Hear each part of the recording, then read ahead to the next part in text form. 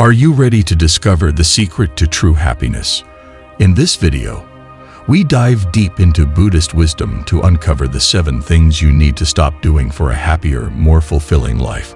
If you're feeling stuck, overwhelmed, or searching for peace, this could be the game changer you've been waiting for. Lesson 1. Hanging out with bad friends. The Buddha once said, "An insincere and evil friend is more to be feared than a wild beast. A wild beast may wound your body, but an evil friend will wound your mind." It's an undeniable truth that the people we spend time with have a significant influence on our lives. Just as good company can uplift and inspire us, bad company can drag us down into destructive habits, negative thinking, and confusion. The first thing we must stop doing for a happier life is surrounding ourselves with toxic or negative people. A supportive and mindful community helps us stay on the right path, just as bad friends can lead us astray. When we associate with people who gossip, complain, and engage in harmful activities, we invite suffering into our own lives. These relationships often lead us to compromise our values and make poor decisions.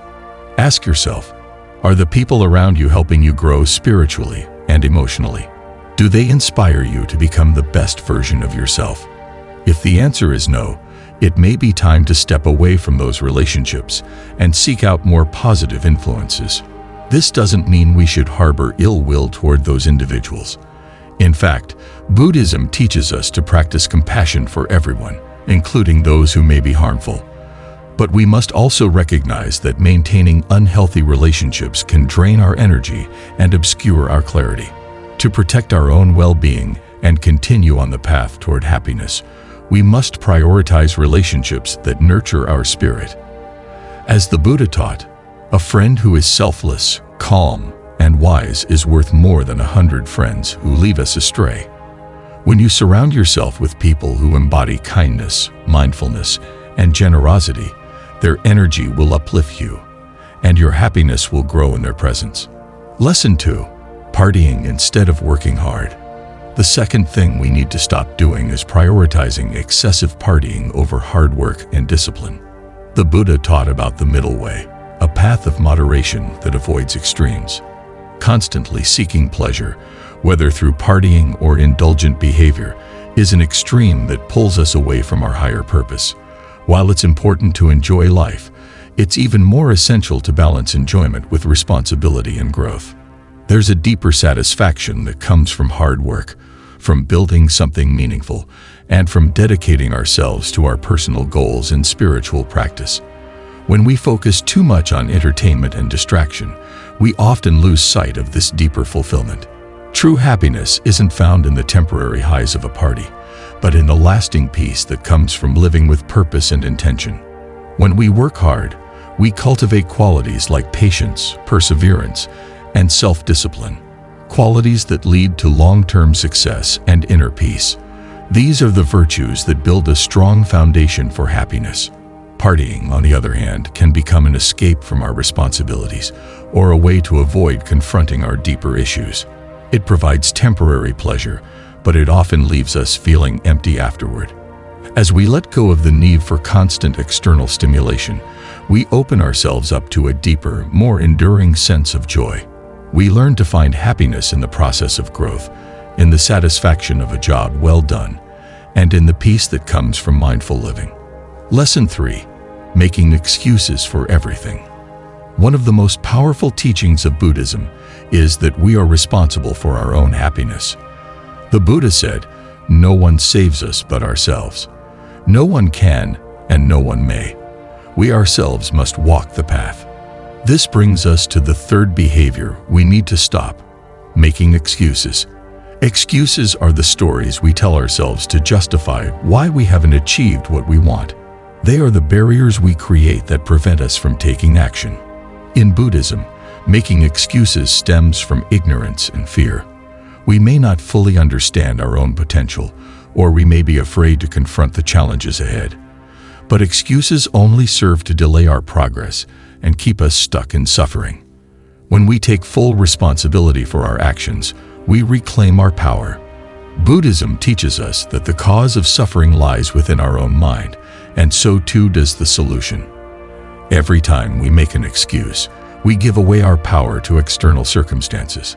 But when we acknowledge our role in creating our own reality, we open the door to transformation. Excuses are often rooted in attachment to comfort and fear of failure. We cling to the idea that staying in our comfort zone is safer than taking risks. But true growth happens when we push beyond those limitations, when we face our fears head-on and embrace the challenges that come our way. The Buddhist teachings remind us that everything is impermanent: our struggles, our fears, and even our excuses. If we want to create lasting happiness, we must let go of the excuses that hold us back. We must be willing to take responsibility for our lives and take action toward our goals. Stop making excuses and start embracing the power you have to create change. When you do, you'll find that the obstacles you once thought were insurmountable begin to dissolve, and the path to happiness becomes clear.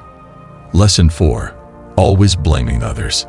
Blaming others is another behavior that causes deep suffering and keeps us trapped in a cycle of negativity.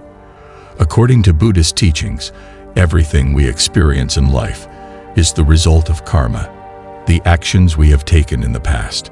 When we blame others for our misfortunes, we deny our own role in creating our reality.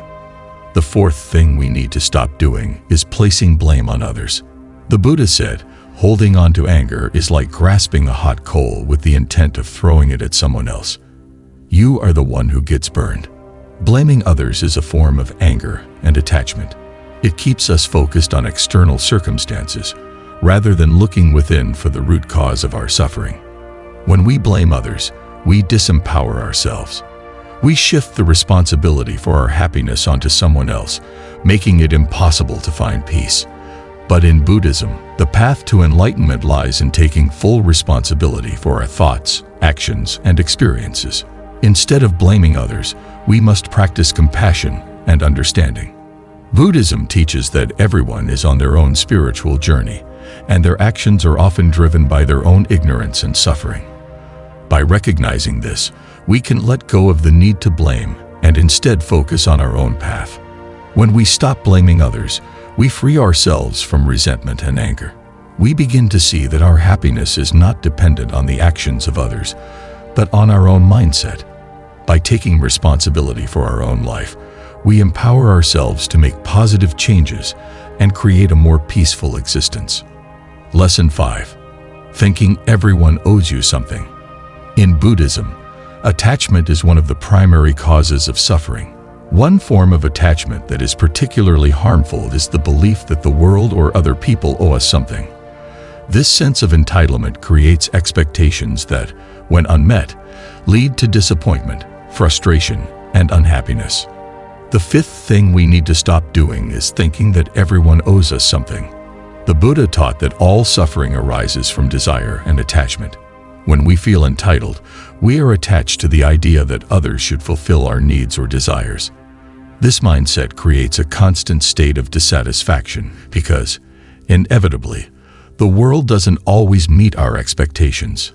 We must remember that happiness comes from within, not from external validation or material gain. The world owes us nothing, and the sooner we release this belief, the sooner we can find peace. Entitlement also prevents us from practicing gratitude. When we expect things to be given to us, we fail to appreciate what we already have. Gratitude is a powerful practice in Buddhism because it shifts our focus from what is lacking to what is abundant. When we cultivate gratitude, we begin to see the beauty in every moment and realize that we have everything we need to be happy. By letting go of entitlement, we open ourselves up to a life of greater joy and contentment. We stop looking for happiness outside of ourselves and begin to find it within. Lesson 6. Showing off to impress people. In Buddhism, the ego is often described as the source of suffering. Our attachment to the self, our identity, reputation, and image creates endless desires and insecurities. One manifestation of this is the need to show off or impress others. The sixth thing we need to stop doing is trying to impress others by showing off. The desire to impress others comes from a place of insecurity and attachment to the ego. We believe that by gaining the approval of others, we will feel more valuable or worthy. But Buddhism teaches that true happiness comes from letting go of the ego and recognizing our inherent worth. The Buddha said, "If your compassion does not include yourself, it is incomplete." When we show off to impress others, we are seeking external validation instead of cultivating self-compassion and self-acceptance. This behavior is driven by a desire for approval, but it often leads to feelings of emptiness and dissatisfaction. Instead of seeking to impress others, we must focus on being authentic and true to ourselves. In Buddhism, authenticity is a key to happiness because it frees us from the need to compare ourselves to others. When we let go of the need to show off, we create space for genuine connection, inner peace, and contentment. By focusing on our inner growth rather than external appearances, we can live a life that is aligned with our values and true purpose. This is where lasting happiness is found. Lesson 7. Ignoring your health and goals. Buddhism teaches that the body is a temple, and it is essential to take care of it with mindfulness and respect. Ignoring our health or neglecting our personal goals is a form of self-neglect that causes suffering. The seventh and final thing we need to stop doing is ignoring our health and goals. In Buddhism, mindfulness is a central practice. This means being fully present and aware of our actions, thoughts, and physical well-being. When we ignore our health, we are not practicing mindfulness. Neglecting our health can lead to physical suffering, which in turn affects our mental and emotional well-being. The Buddha also taught the importance of right effort. This means working diligently toward our personal and spiritual goals. Ignoring our goals or failing to take action toward them leads to a sense of stagnation and dissatisfaction. We must set intentions and work toward them with patience and perseverance. Taking care of our health and working toward our goals are acts of self-compassion. They allow us to live with purpose and vitality. When we prioritize our well-being, we create the foundation for lasting happiness. So, the teachings of Buddhism offer us a path to greater happiness by showing us what we need to let go of. By stopping these 7 behaviors, hanging out with bad friends, partying instead of working hard, making excuses, blaming others, feeling entitled, showing off, and neglecting our health and goals, we can align ourselves with the true nature of happiness. Happiness is not found in external circumstances, but within our own mind. By practicing mindfulness, self-discipline, and compassion, we can free ourselves from the suffering caused by these harmful habits. The Buddhist teachings remind us that we have the power to create our own happiness by letting go of what no longer serves us. So take a moment to reflect on your own life. What behaviors are keeping you from experiencing true happiness? What can you let go of today to move closer to inner peace? The journey to happiness is a lifelong practice, but with the wisdom of Buddhism as our guide, we can walk this path with greater clarity, joy, and fulfillment.